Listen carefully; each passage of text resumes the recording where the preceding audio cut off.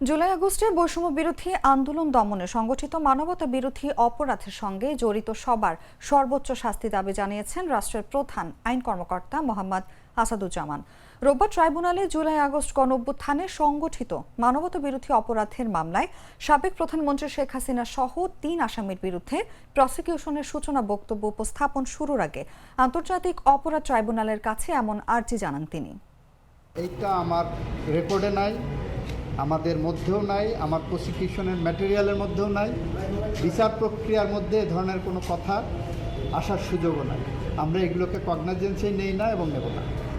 রাজনৈতিক বক্তব্য রাজনৈতিকভাবে হবে, আমাদের আইনি প্রক্রিয়া যেটা হবে। আমরা বলেছি প্রচলিত আইনে সর্বোচ্চ শাস্তি দাবি করি, তবে সেই সর্বোচ্চ শাস্তি প্রয়োগের ক্ষেত্রে অলিভার ক্রমওয়েল আমাদের সামনে উদাহরণ হবে না। আমাদের সামনে উদাহরণ হবে সর্বোচ্চ শাস্তি বাংলাদেশের প্রচলিত আইন যেটা আছে সেটাই। যত বাধার প্রাচীর আসুক না কেন, সমস্ত বাধার ব্যারিকেড আমরা ভেঙে ন্যায় বিচারের পথ ধরে এগিয়ে যাব। এইটা আইনি প্রক্রিয়ায় যা যা পদক্ষেপ নেওয়া দরকার সমস্ত পদক্ষেপ নিয়ে এই বিচার এগিয়ে যাচ্ছে।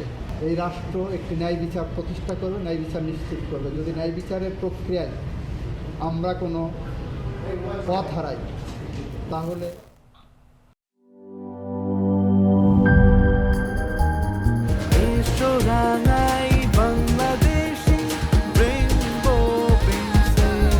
রেইনবো পেইন্টস, ছড়াও জীবনের রং।